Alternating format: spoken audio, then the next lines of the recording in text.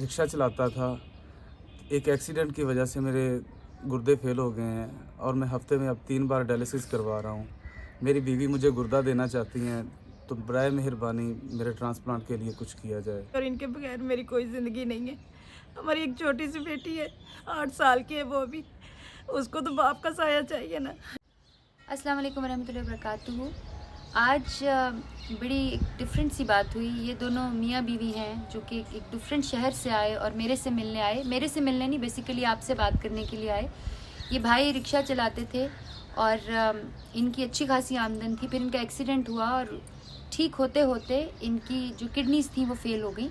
अब ये कोई काम नहीं कर सकते। इनकी एक बेटी है और इनकी जो बेगम है, ये बड़ी प्यारी बात इन्होंने मुझे की, जिसकी वजह से मैंने सोचा कि आपको ज़रूर बतानी चाहिए कि बीवियाँ कितना साथ देती हैं। ये इनको अपना गुर्दा डोनेट करने पे तैयार है और ये चाहती हैं कि मेरा मियाँ जो है वो दोबारा से रिस्क हलाल कमाए और मैं उनको गुर्दा देती हूँ।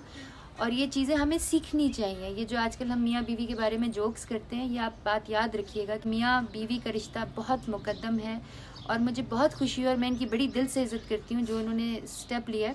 और यही वो लोग हैं कुरान पाक में जिनके बारे में लिखा हुआ है कि उन लोगों की मदद करो जो चिमट चिमट के सवाल नहीं करते। तो ऐसे लोग अल्लाह को पसंद है। तो जिन लोगों की अल्लाह इज़्ज़त करता है उनकी तो मदद हम पर फ़र्ज़ बनती है।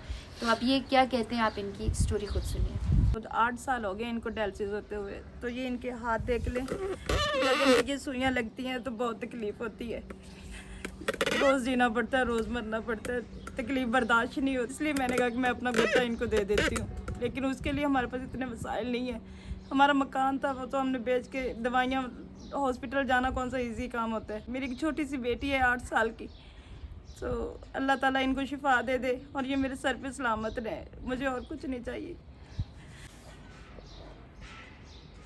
मैं कराची SIUT में गया था तो रास्ते में मेरा एक्सीडेंट हो गया। मेरे वहाँ पे टेस्ट चल रहे थे।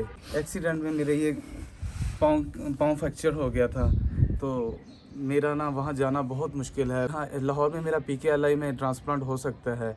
जीने की तमन्ना मेरी फिर से जाग जाएगी। बड़ी मेहरबानी होगी आपकी।